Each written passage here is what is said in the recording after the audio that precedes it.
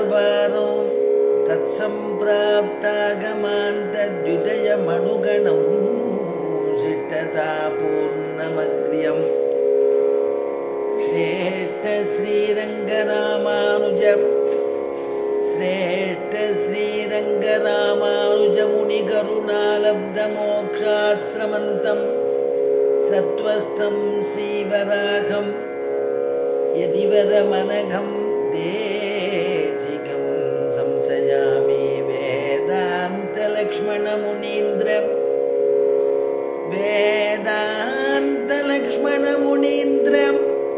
कृपार्थबोधं तत्पादयुग्मसरसीरुहभृङ्गराजं त्रय्यन्तयुग्मकृतभूरि परिश्रमन्तं श्रीरङ्गलक्ष्मणमुनिं शरणं प्रपद्ये श्रीमान् वेङ्कटनाथार्यः कवितार्किककेसरी वेदान्ताचार्यवर्यो मे सन्निधत्तां सदा हृदि दिशन्तु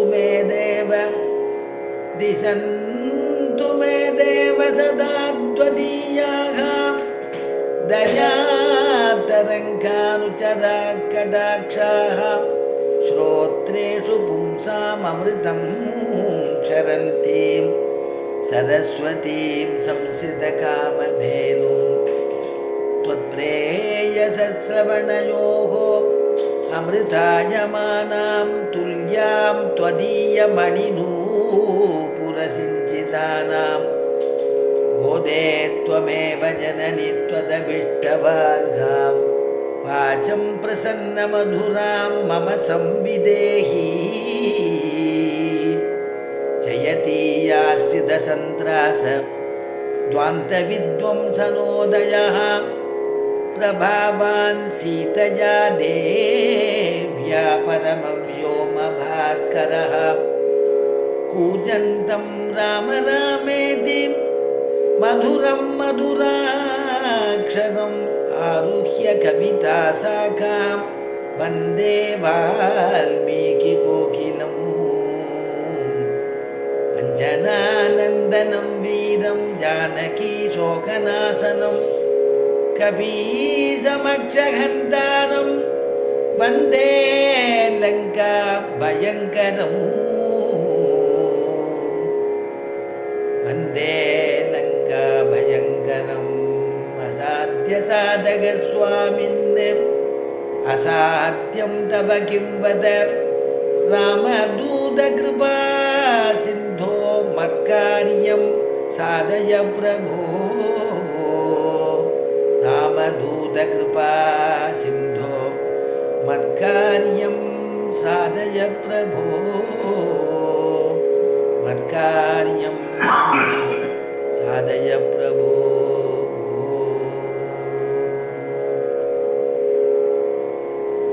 சக்கரவர்த்தி திருமகனான ராமபிரான் ஆச்சரியமாக கும்பகர்ணனோடு யுத்தம் பண்ணி